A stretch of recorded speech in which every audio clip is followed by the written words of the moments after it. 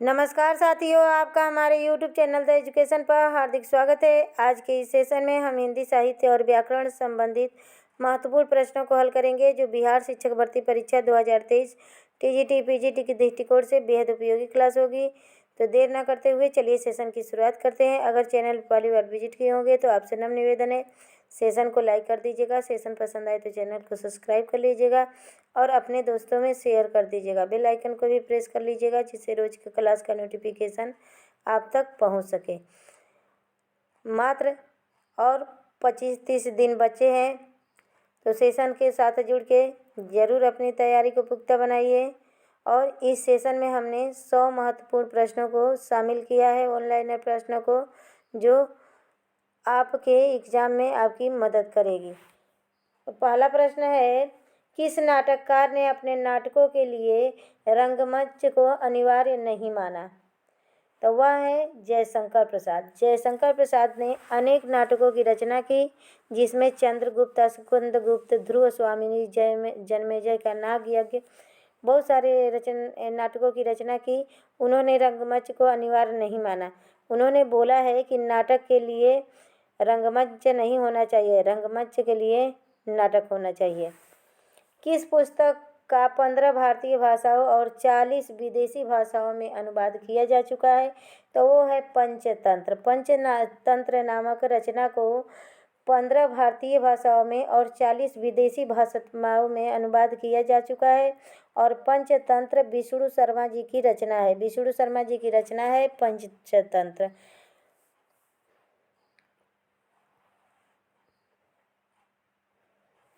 Question number 3 है, किस भाषा को द्रविड़ परिवार की सभी भाषाओं की जननी कहा जाता है? तो तमिल भाषा को द्रविड़ परिवार की सभी भाषाओं की जननी कहा जाता है। किस भाषा को भारतीय आर्य भाषाओं की जननी, भारतीय आर्य संस्कृति का आधार, देव भाषा आदि नामों से जाना जाता है? तो वह है संस्कृत भाषा। नेक्स्ट देखते हैं, किस युग को चाकलोथिक एज कहा जाता है?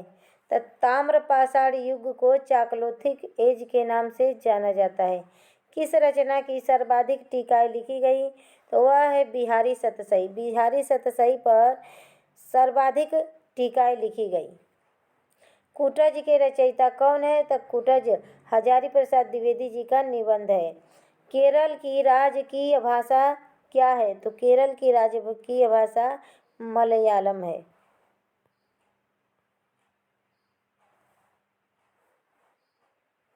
नेक्स्ट प्रश्न देखते हैं, कौन सी भाषा ऑस्ट्रिक समूह से संबंधित है? तो वह खासी भाषा है, जो ऑस्ट्रिक समूह से संबंधित है। खड़ी बोली के सर्वप्रथम लोकप्रिय कवि कौन माने जाते हैं? तो खड़ी बोली के सर्वप्रथम लोकप्रिय कवि अयोध्या सिंह उपाध्याय हरिऔध माने जाते हैं। और इनकी प्रसिद्ध रचना है प्रिय प्रवास। प्रिय प्रवास, जिसमें सर्गों की संख्या 17 है। खड़ी बोली का अरबी फारसी रूप क्या है? तो उर्दू भाषा है। खड़ी बोली का अरबी फारसी रूप क्या है? तो उर्दू भाषा है। नेक्स्ट प्रश्न देखते हैं, प्रश्न नंबर 13 है, गागर में सागर भरने का कार्य किस कवि ने किया है? तो बिहारी ने गागर में सागर भरने का कार्य किया है। सतसैया के दोहरे, जीवनावक के तीर, देखन में छोटन लगे, घाव करे गंभीर। बिहारी जी के दोहों के बारे में ऐसी युक्ति है कि बिहारी जी ने थोड़े में बहुत कहना क्या होता है? गागर में सागर भरना। यह एक मुहावरा भी है। गाथा या गाहा कहने से किस लोकप्रिय प्रचलित काव्य भाषा का बोध होता है? तो प्राकृत भाषा का। शुक्ल जी ने कहा है, जिस प्रकार गाथा या गाहा कहने से प्राकृति का बोध होता है, वैसे ही दोहा या दुहा कहने से अपभ्रंश भाषा का बोध होता है। गुप्त वंश के संस्थापक कौन था? तो श्रीगुप्त था। गुप्त वंश का संस्थापक कौन था? तो श्रीगुप्त था। गोदान किसकी कृति है? तो गोदान मुंशी प्रेमचंद्र की कृति है।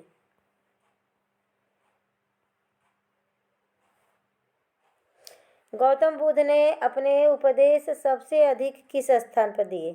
गौतम बुद्ध ने सबसे अधिक उपदेश किस स्थान पर दिए? तो वह श्रावस्ती में दिए और प्रथम उपदेश उन्होंने सारनाथ में दिए। घनिष्ठ की शुद्ध उत्तरावस्था क्या होता है? तो घनिष्ठतर होता है। एक घनिष्ठ हो गया, एक घनिष्ठतम।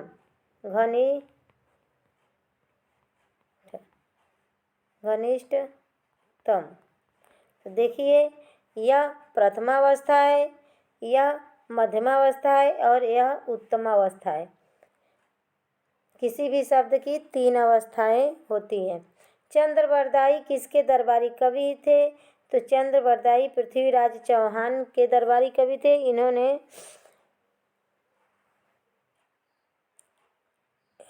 पृथ्वीराज रासो नामक ग्रंथ की रचना की है।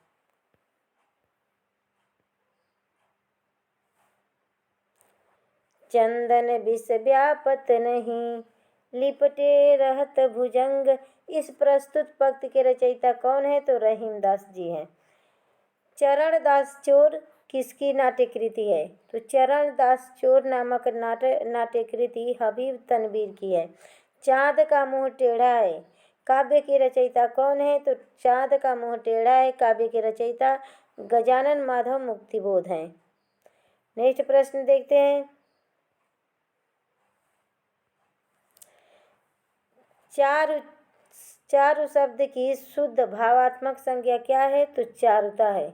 चारु से चारुता बना है। चिंतामणि के रचयिता कौन है? तो आचार्य रामचंद्र शुक्ल हैं। चीनी यात्री हेनसोंग सर्वप्रथम किस भारतीय राज्य में पहुंचा? तो कपिसा राज्य में पहुंचा।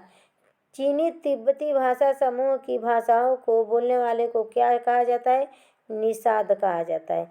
नेक्स्ट प्रश्न देखते हैं। छायावाद के प्रवर्तक का क्या नाम है? तो जयशंकर प्रसाद छायावाद के प्रवर्तक हैं। जन्मेजय का नाग यज्ञ किसकी कृति है? तो जन्मेजय का नाग यज्ञ जयशंकर प्रसाद की रचना है। देवनागरी लिपि को राष्ट्रलिपि के रूप में कब स्वीकार किया गया? तो 14 सितंबर 1949 को देवनागरी लिपि को राष्ट्रलिपि के रूप में स्वीकार किया गया। इसीलिए 14 सितंबर को प्रत्येक वर्ष हम हिंदी दिवस के रूप में मनाते हैं। नेक्स्ट प्रश्न देखते हैं।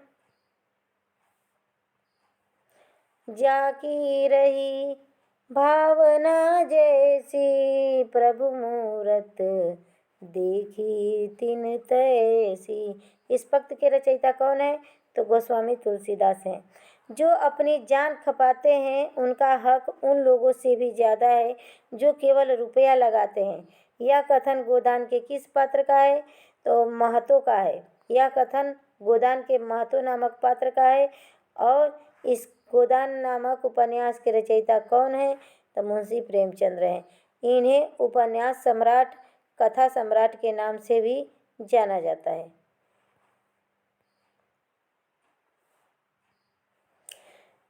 जो जीर्ण सासड़ भाषिणु सो मई कहयु सार, जो पालय सय भाय करू सो तरि पावहि पार। इस दोहे के रचनाकार का नाम बताइए। तो देवसेन है। देवसेन ने किस रचना को लिखा? तो श्रावकाचार नामक रचना को देवसेन ने लिखा। ज्ञानपीठ पुरस्कार किस क्षेत्र में श्रेष्ठ कार्य के लिए दिया जाता है? तो साहित्य के क्षेत्र में।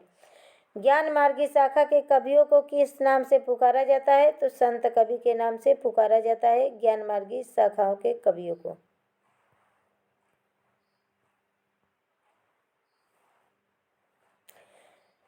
झरना काव्य संग्रह के रचयिता कौन है? तो झरना काव्य संग्रह के रचयिता जयशंकर प्रसाद हैं। डोंगरी भाषा मुख्य रूप से कहाँ बोली जाती है? तो जम्मू कश्मीर में मुख्य रूप से डोंगरी भाषा बोली जाती है। ढाई आखर प्रेम के पढ़े सो पंडित होए। इस पंक्ति के रचयिता कौन है? तो संत कबीरदास है। नेक्स्ट प्रश्न देखते हैं। क्वेश्चन नंबर 38 है। तक्षशिला नगर किन नदियों के मध्य स्थित है? तो सिंधु व झेलम नदी के बीच तक्षशिला नामक नगर स्थित है। तरनी तनुजा टट तमाल तरुवर बहु छाए। इस पंक्ति के रचयिता कौन है? तो भारतेंदु हरिश्चंद्र हैं। और इस पंक्ति से आप लोग परिचित होंगे। अनुप्रास अलंकार में अक्सर यह पंक्ति पूछ ली जाती है कि इसमें कौन सा अलंकार है। तरुवर फल नहीं खाते है, सरवर पियई न पान। इस पंक्ति के रचयिता कौन है? तो रहीमदास जी हैं। तितली किसकी रचना है? तो जयशंकर प्रसाद की रचना है। नेक्स्ट प्रश्न देखते हैं। क्वेश्चन नंबर 42 है, तुलसीदास का वह कौन सा ग्रंथ है जिसमें ज्योतिष शास्त्र का वर्णन किया गया है? तो वह है रामाज्ञा प्रश्नावली। रामाज्ञा प्रश्नावली एक ज्योतिष ग्रंथ के रूप में माना जाता है। तुलसीदास ने अपनी रचनाओं में किसका वर्णन किया है? तो भगवान राम का वर्णन किया है। तोड़ती पत्थर कविता के कवि कौन है? तो सूर्यकांत त्रिपाठी निराला जी हैं।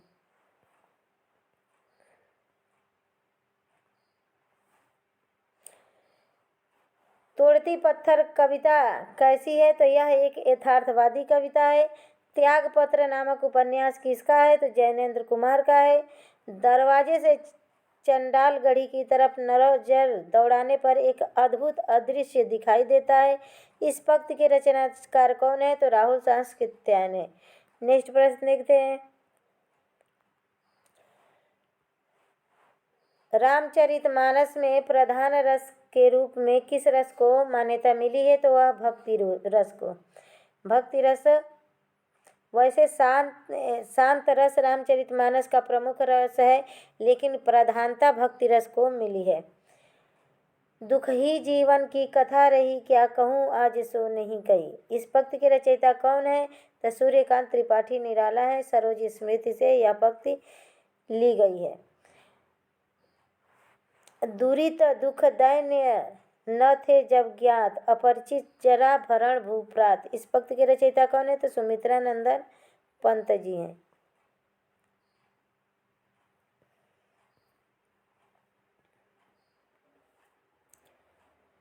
देखन जो पाऊँ तो पठाऊँ जमलोक हाथ, दूजो न लगाऊँ बार करो एक कर को। यह पंक्ति किस कवि द्वारा लिखित है? तो नाभादास। नाभादास ने भक्तमाल की रचना की। भक्तमाल नाभादास की प्रसिद्ध कृति है। माल है, माला नहीं है। देवताओं की लिपि किसे कहा जाता है? तो देवनागरी लिपि को देवताओं की लिपि के नाम से जाना जाता है। देवनागरी लिपि का विकास किस लिपि से हुआ? तो ब्राह्मी लिपि से हुआ। महत्वपूर्ण 100 प्रश्नों का कलेक्शन है। प्लीज़ सेशन को लाइक कीजिएगा, चैनल को सब्सक्राइब कर लीजिएगा। जब जब हो यह धर्म की हानि, बाढ़े असुर अधम अभिमानी। इस पंक्ति के रचयिता कौन है? तो तुलसीदास हैं। इसी पर भागवत गीता में भी कहा है, यदा यदा ही धर्मस्य तथा निर्वृत्ति गलनी भारत अभ्युत्थानम अधर्मस्य तदात्मानं सृजाम्यहम्। तो उसी को गोस्वामी तुलसीदास ने जब जब होए धर्म की हानि, इससे अवधी भाषा में रूपांतरित किए हैं। देश का पहला राष्ट्रीय हिंदी संग्रहालय कहाँ स्थापित है? तो आगरा में है। देश में एकमात्र किस राज्य की राजभाषा अंग्रेजी है? तो वह नागालैंड की राजभाषा अंग्रेजी है।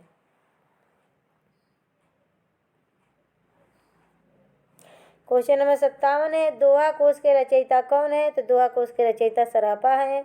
द्रविड़ भाषाओं में सर्वाधिक बोली जाने वाली भाषा कौन है?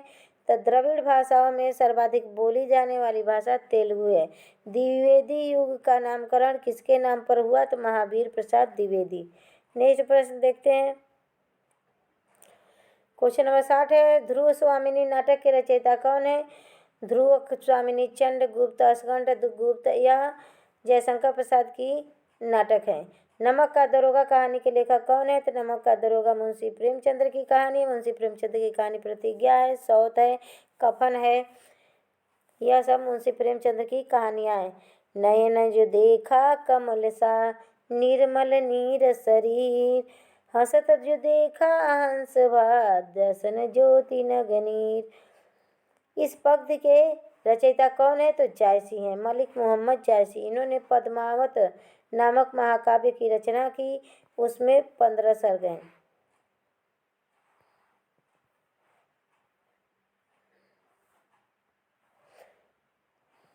नर की और नर नील की, गति एके करि जोय, जेते नीचे हो चले, तेते ऊंचो होय।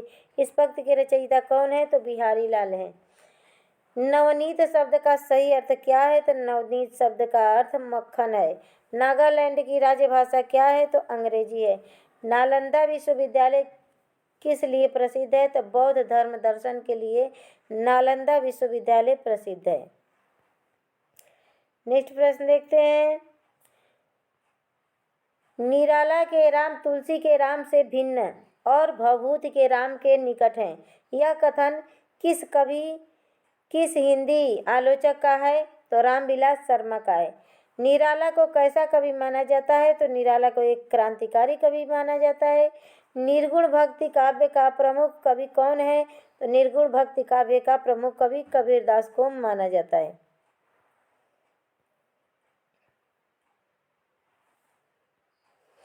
निशा निमंत्रण के रचनाकार कौन है? तो निशा निमंत्रण के रचनाकार हरिवंश राय बच्चन है। न्यूमिसमेटिक क्या है? तो सिक्कों व धातुओं के अध्ययन को न्यूमिसमेटिक्स कहा जाता है। पंच परमेश्वर कहानी के लेखक कौन है? तो मुंशी प्रेमचंद्र हैं। नेक्स्ट प्रश्न देखते हैं। और प्लीज सेशन पसंद आ रहा होगा तो चैनल को सब्सक्राइब कर लीजिएगा, लाइक कर दीजिएगा। आपके लाइक शेयर सब्सक्राइब से हम भी प्रेरित होंगे ऐसे अच्छे प्रश्नों को लाने के लिए। क्वेश्चन नंबर 73 है। पंचवटी में कौन सा समास है? तो प्रथम पद पंच क्या है? संख्यावाची। वट 5 वटों का समाहार द्विगु समास। पद्मावत किसकी रचना है? तो मलिक मोहम्मद जायसी की रचना है पद्मावत। परहित सरिस धर्म नहीं भाई, पड़ पीड़ा सम नहीं अधिमाही। इस पक्ति के रचयिता कौन है? तो गोस्वामी तुलसीदास हैं और रामचरितमानस से यह पक्ति लिया गया है।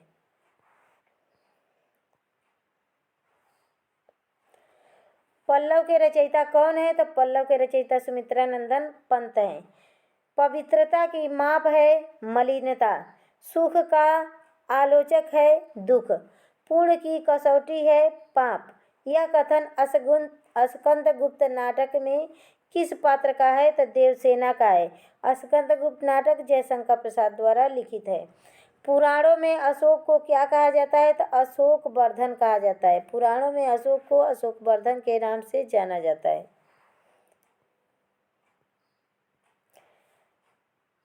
क्वेश्चन नंबर 79 है। पूरा पाषाण युग में आदि मानव के मनोरंजन का साधन क्या था? तो शिकार करना। पूस की रात कहानी के रचनाकार कौन है? तो मुंशी प्रेमचंद्र हैं।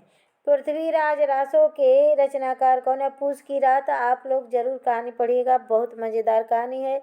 इसमें एक किसान जो अपने खेतों की रखवाली करता है जाड़े में ठिठुर कर, और उसके एक कुत्ते की कहानी है।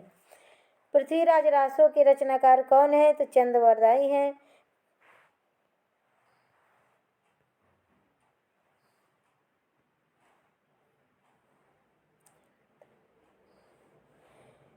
पेवाम चंद्र नहीं है। प्रेमचंद्र के अधूरे उपन्यास का नाम क्या है? ये पेवाम चंद्र नहीं है, मुंशी प्रेमचंद्र है। मुंशी प्रेमचंद्र के अधूरे उपन्यास क्या है? मंगलसूत्र है। प्रकृति के सुकुमार कवि किसे कहा जाता है? तो सुमित्रा नंदन पंत को प्रकृति का सुकुमार कवि कहा जाता है। प्रगतिवाद उपयोगितावाद का दूसरा नाम है। यह किसका कथन है? तो नंद दुलारे वाजपेयी का कथन है। प्रथम सूफी प्रेमाख्यान काव्य के रचयिता कौन है? तो मुल्ला दाऊद हैं। प्रभात फेरी काव्य के रचनाकार कौन है? तो नरेंद्र शर्मा है प्रभात फेरी काव्य के रचनाकार। नेक्स्ट प्रश्न देखते हैं। क्वेश्चन नंबर 87 है। प्रभुजी तुम चंदन हम पानी, जाकी अंग अंग बास समानी। प्रभुजी तुम चंदन हम पानी। प्रस्तुत पंक्ति के रचयिता कौन है? तो रैदास है। प्राचीन का विलोम क्या होगा? तो अर्वाचीन होगा। प्राचीन काल के मानव द्वारा किस अनाज का प्रयोग किया गया? तो चावल का। प्राचीन भारत में कौन सी लिपि दाईं ओर से बाईं ओर लिखी जाती थी? तो वह खरोष्ठी लिपि। खरोष्ठी लिपि उर्दू भाषा में ज़्यादा प्रयोग की जाती है।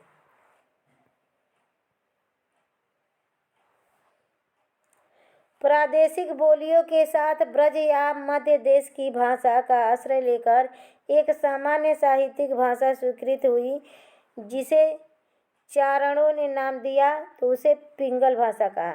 देखिए, पिंगल और डिंगल शैली होती है। राजस्थानी मिश्रित अपभ्रंश पिंगल भाषा के अंतर्गत आता है और राजस्थानी मिश्रित ब्रज भाषा पिंगल भाषा के अंतर्गत आता है। पिंगल भाषा माधुर्य गुण से ओतप्रोत है और राजस्थानी मिश्रित अपभ्रंश भाषा डिंगल भाषा के अंतर्गत आता है, वह कर्कश भाषा कहलाता है। प्रेम पचीसी कहानी संग्रह के रचनाकार कौन है? तो मुंशी प्रेमचंद्र हैं। प्रेम लक्षणा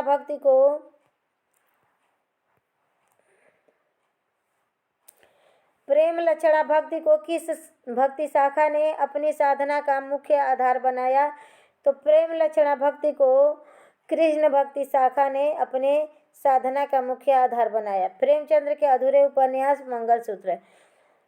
प्रेम सागर के लेखक कौन है? तो लल्लूलाल हैं।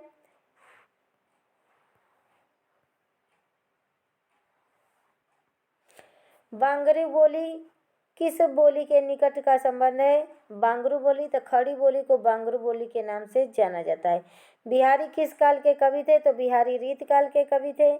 बिहारी किस राजा के दरबारी कवि थे? तो बिहारी जयपुर नरेश राजा जय सिंह के दरबारी कवि थे।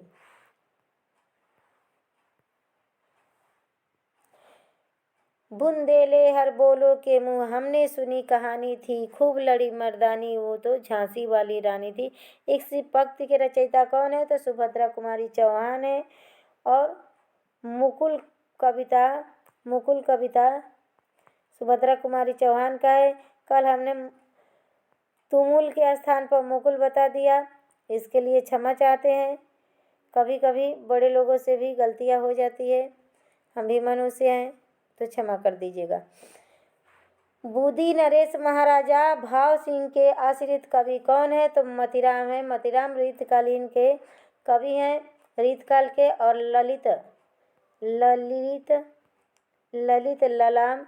ललित ललाम इनकी प्रसिद्ध रचना है।